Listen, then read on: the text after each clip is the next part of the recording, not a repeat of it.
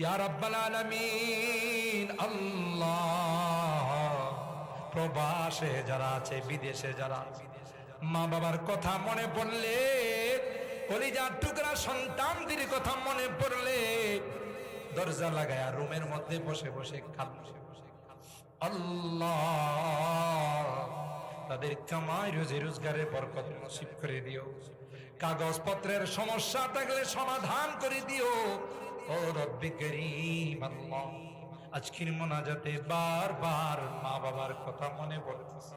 জানি না কার মা না কার বাবা। এ মালিক, কতদিন হয়ে গেল মা বাবার মায়াবী চেহারাগুলো আর দেখি না। কত আদর স্নেহ মায়া মমতা সোহাগ দিয়ে আমাদেরকে বড় করছে, নিজে না খাইয়া আমাদের খানার ব্যবস্থা করছে।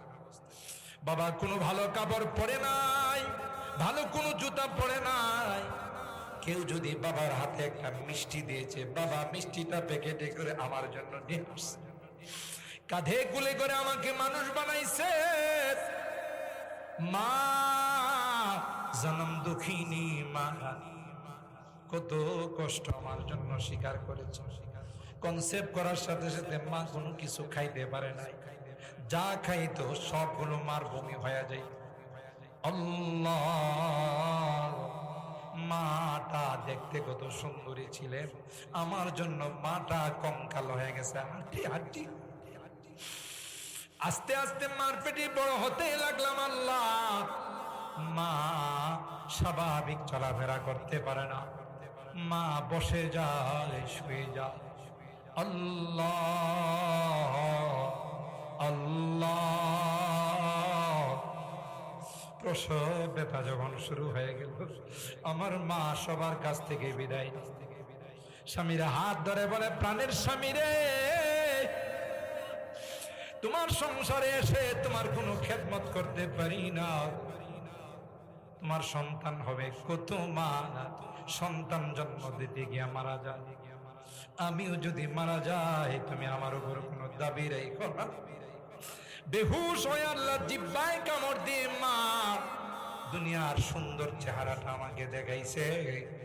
আল্লাহ, দুই চোখ দিয়ে আমাকে দেখার সাথে সাথে মা মুস্কি হাসি দিয়ে ফেলছে।